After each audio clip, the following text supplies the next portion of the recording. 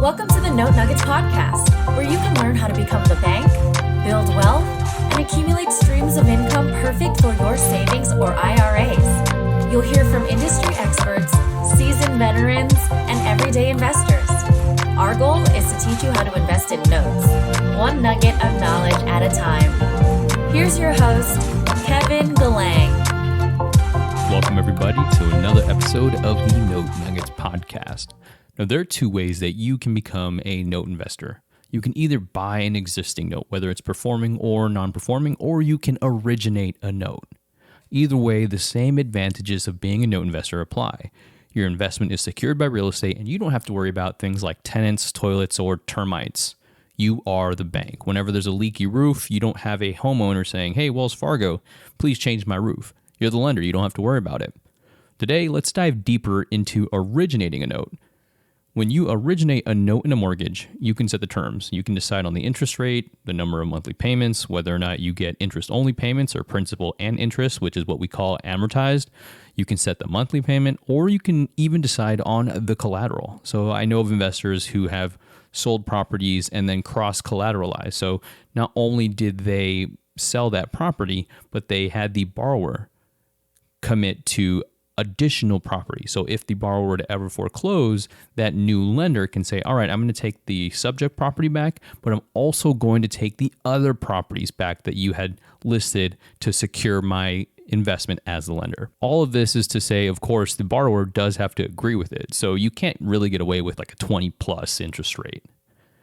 We're familiar with big banks, credit unions, and other lending institutions originating notes. It's pretty commonplace in society. If somebody wants to buy a house, they usually get some type of financing. Another thing that's also commonplace is private lending. People with money sitting in an IRA or a savings that isn't doing anything, and they may want to diversify outside of stocks, bonds, and being a landlord, can originate a note that's secured by real estate. They can become a note investor. And one of the most common ways that this is done is through hard money lending. And that's what our guest is here to talk about. But first, let's learn about our guest. Charlie Einsman has 25 years of real estate work experience and is especially skilled at working with distressed properties and financially distressed property owners.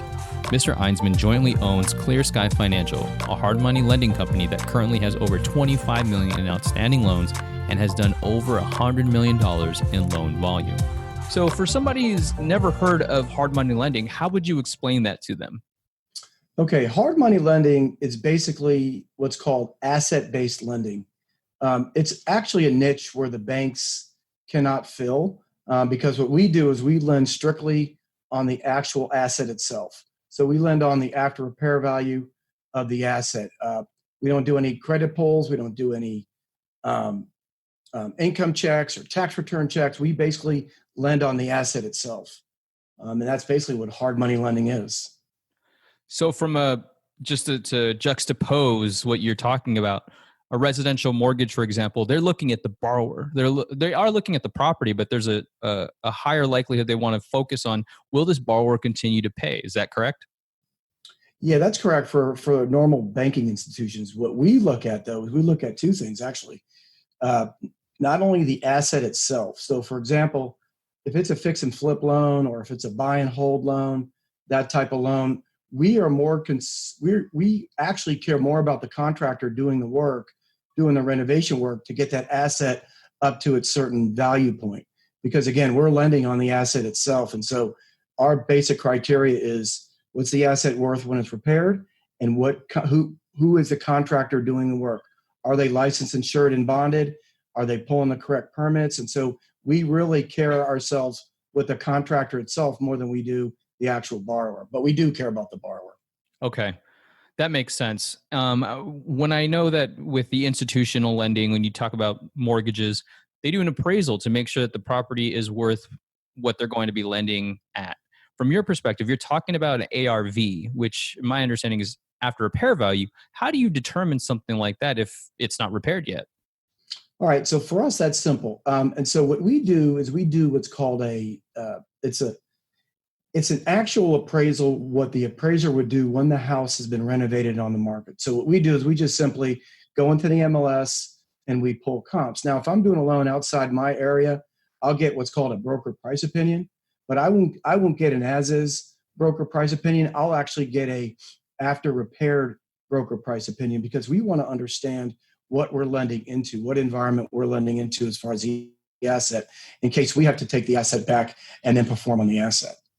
And so the process is just a little bit different.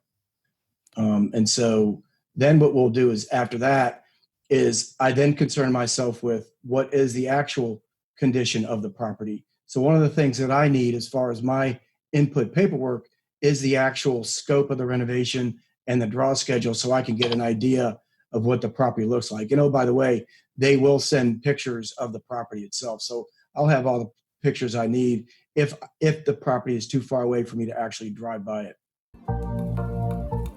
There you have it. Mr. Einsman got to the heart of hard money lending.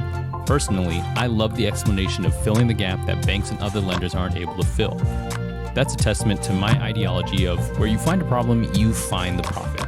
While it sounds niche, it's quite common, and that's the beauty of real estate. People always need a place to live, and people are always wanting newer or even more renovated houses. And house flippers will always need lending. Now, one of the advantages of being a hard money lender is that it is typically a business-to-business transaction. Most of my conversations with other hard money lenders have stated that they will only lend to businesses or LLCs or S-Corps or some type of business entity. And you might be asking yourself why that is. And if you are, more props to you, because you're thinking like a sophisticated investor.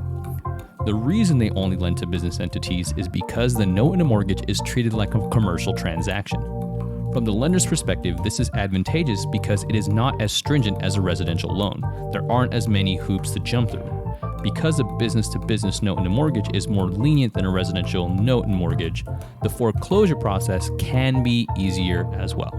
And I say can because it really does vary. It varies by transaction. And at the end of the day, if you have a specific foreclosure question, always align yourself with a local real estate attorney. I'm not an attorney. I don't practice trying to be an attorney. I will never give you legal advice. So I highly recommend having that attorney, local real estate attorney, in your network. It will save you a buttload of money. Anyways, being a hard money lender or originating a note is something you could do today with money in your savings, checking, self-directed IRA, or even a solo 401k. It's one way of turning other people's debt into your income. For more access to the full interview with Charlie Einsman, if you want to really learn how to be a hard money lender, click the link in the show notes at notenuggets.com/hard money lending. That's right, all one word, notenuggets.com/hard money lending. Until next time, everyone, thank you. Thank you for tuning in to this week's episode of the Note Nuggets podcast.